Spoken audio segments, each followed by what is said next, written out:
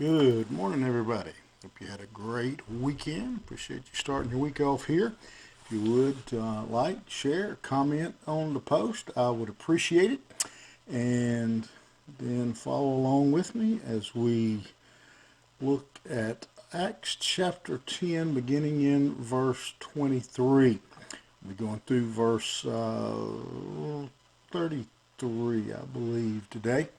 And as we continue to look at this story, where now he has Peter has been had his vision, and the messengers from Cornelius have arrived on the scene, and Peter invites them in to stay. It appears they spent the night, and the next day it says they arose and they go to Caesarea to meet Cornelius. And when they arrive, again, Cornelius was expecting them. He was looking for them. He had gathered some of his friends and family together. And as Peter arrived on the scene, verse 24 tells us that when they arrived, that Cornelius fell down in front of him and worshiped him. And Peter immediately stops this and has him to stand up and says, I'm not, I'm just a person. I'm just a man. I don't deserve any of that kind of worship. So he has him to stand up, to get up off of the ground, and let's just have a conversation. Let's just talk. And so he gets straight to the point. He tells them, he says it's forbidden for a Jew to visit and go in and visit with a Gentile, with anyone else. But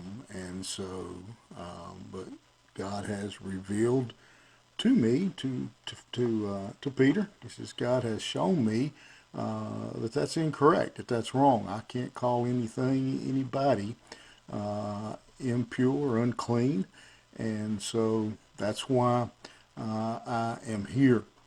And so Peter, having this direction from God, clear direction, has changed his conviction, and that now he understands that all mankind came from one source, one place, and that he doesn't see, he can't go against what God has what is shown him.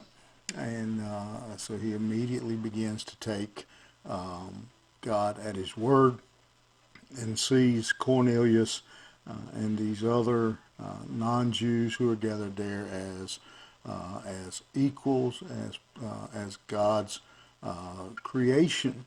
To that, Cornelius responds that he also had a vision, and so they are all gathered here together for that purpose. So again, it just reminds us of what we have previously said. Again, that there is no them in God's family. There is no them. We don't look at people differently because of their background or their heritage. The lesson we see is Cornelius gathering friends and family. He wanted others to hear this message from God, whatever it was that God had laid on his heart, whatever God had brought Peter for. He wanted others to hear this message as well, and that their life would be transformed and changed. And I think if I could lump it up into one simple lesson, that both Peter and Cornelius, and hopefully maybe this audience and you and I as well, learn is again the importance, the value of obedience, of listening to God. This all came about because Cornelius was obedient, then Peter was obedient, and again, it was both against both of them's nature.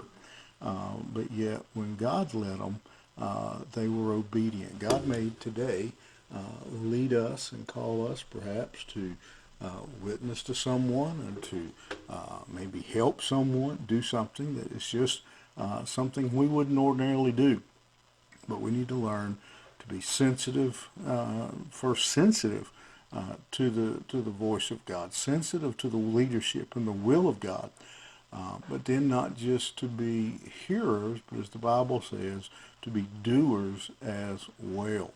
And so something for us to think about today, to be alert, to pay attention, and listen for God's leadership and direction as we go through the day. You have a great day, and we'll see you here tomorrow morning.